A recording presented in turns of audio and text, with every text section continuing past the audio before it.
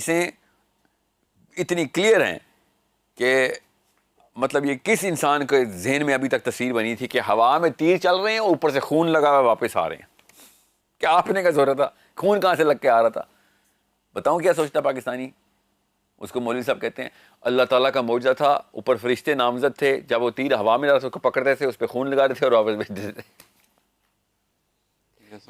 ये सुनते हैं हम पाकिस्तान की गलियों में, जुम्मे के खुतबों में। ये बड़ी फिल्म है मेरे लिए, इससे बड़ी क्या फिल्म होनी है जो मैंने खोली? ये कोई फिल्म है? ये तो फिल्म तो वो है जो कि मस्जिदों में चल रही है। करोड़ों की तादाद में कौम उतरी है, उसने तीर चलाए और ऊपर करोड़ों फरिश्ते सिर्फ इसलिए नॉमिनेट हुए हैं, उनको नाउज़ बिल्ला ये गेम खेल रहे हैं, ये धोखा देने के लिए। क्यों? ऐसा क्या धोखा देना है यजूज मजूज को? उनको अगर लैक ऑफ कॉन्फिडेंस का शिकार हो भी जाएं वो तो उससे क्या फ़र्क पड़ता है? क्यों इतना उनको फॉल्स कॉन्फिडेंस देने के लिए फरिश्ते मामूर हुए हैं कि उनका तीर जो है ना खून में रंग दो। So it's such a simple and it's such a beautiful concept. Aahista Aahista science उस तरफ पहुंच रही है, क्या पता ना भी पहुंचे, और मुझे क्या लगे पहुंचे ना पहुंचे। कुरान बताएगा कहाँ पे पहुंचना है, कुरान है हमारी मंजिल, कुरान बताएगा क्या आसान करनी है।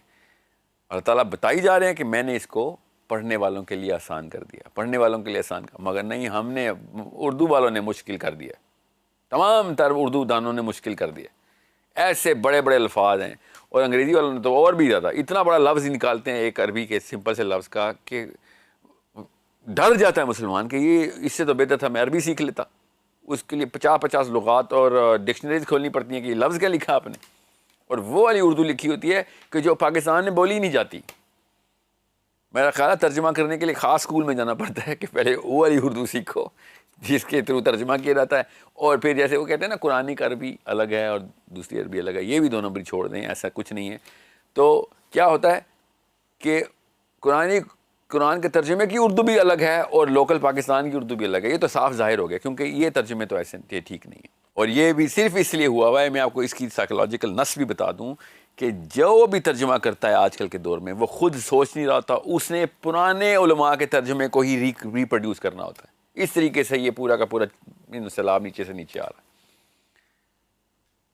है। एक तफसीर नहीं मुझे मिल सकी उर्दू में जिसने ये बता दिया हो कि ऊपर वाली आयत में तो अल्लाह ने सबाबा ये मतलब लिया है, हमने नीचे वाली आयत में सबाबा का मतलब इसलिए ले रहे हैं क्योंकि वजह जो भी है। नहीं, इतना तरद्दुद भी नहीं किया कि बता ही दें एक पढ़ने वालों को कि ऊपर नीचे एक ही लफ्ज़ है, मैंने अलग अलग मतलब क्यों लिए हैं मैंने। नहीं, कभी भी नहीं आपको पता चलेगा। इसलिए दज्जाल आसानी से मुसलमान रगमाल बना लेगा अपने। सूरह काफ बताई जा रही है कि किस तरीके से मामला होता है, ये क्या कर रहा है, तुमने कैसे बचना है। और नबी इस्लाम बताई जा रहे हैं, हतीसा ने करके दिखा दिया है, कोई तूर पे जाके बच के, याजूज माजूज से बच के दिखा दिया। हमसे वो दज्जाल नहीं बच होना। इसलिए बहुत थोड़े से लोग होने जिनको अल्लाह ताला उस वक्त, शायद उस वक्त ये इंस्टेंटेनियस इवेंट होगा कि दे कैन डीकोड और decipher whatever is going on.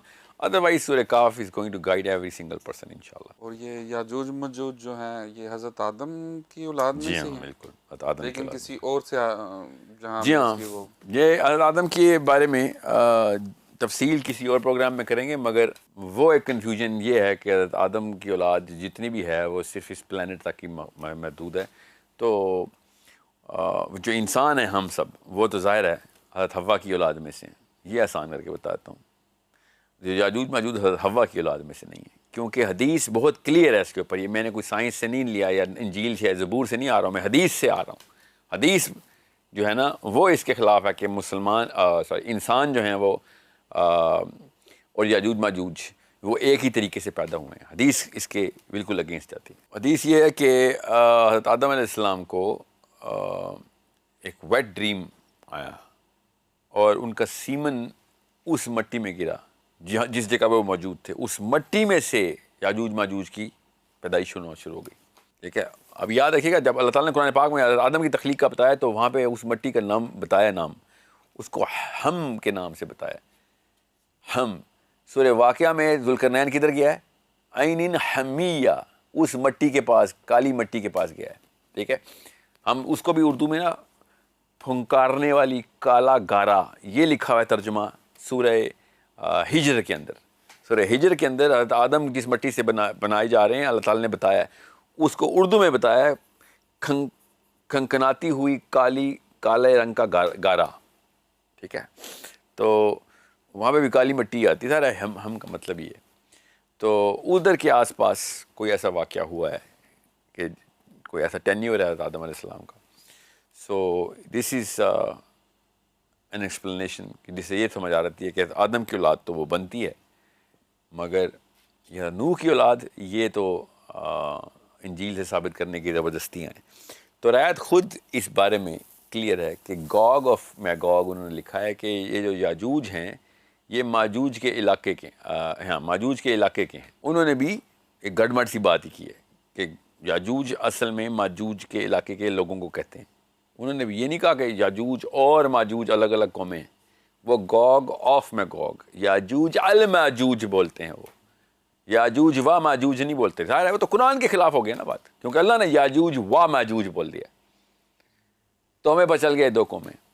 इंजील इसको दो कौमें ही बताती है और वह इंग्लैंड में किसी एक इलाके का नाम बताते हैं, तो वो बताते रहें। मैं इंजील के ऊपर तो नहीं इत्तेफाक कर रहा, क्योंकि बाकी सारी चीज़ें हमारी यहाँ से कंप्लीट हो जाती हैं, और मैं जब तक कुरान के स्टेंसिल के ऊपर कोई चीज़ नहीं पूरी उतरेगी, चाहे वो साइंस हो, इंजील हो, तौरात हो, ज़बूर हो, तब तक मैं किसी और चीज़ के ऊपर इस तरीके से कैलकुलेशंस करने का टाइम नहीं ज़ाया करने वाला।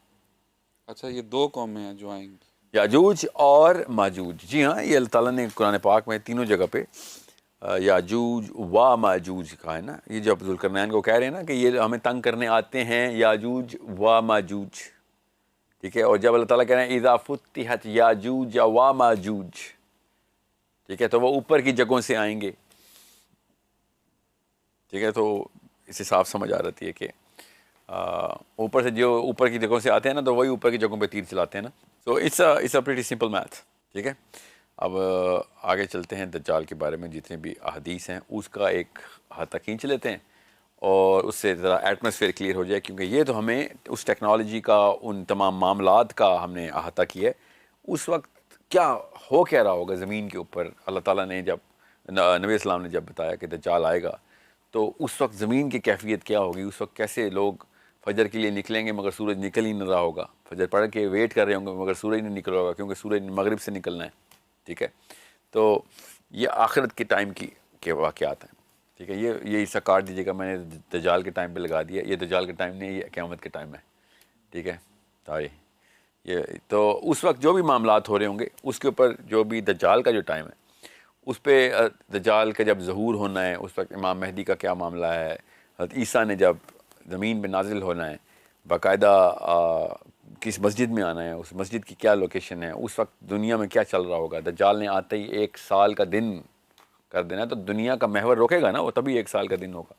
तो उस वक्त क्या उस वक्त किस तरीके से नबी इस्लाम ने ये नक्शा खींच के हमें दिया है, ताकि हम सबको पता चल सके कि एंड ऑफ टाइम्स को विजुलाइज़ कैसे करना है।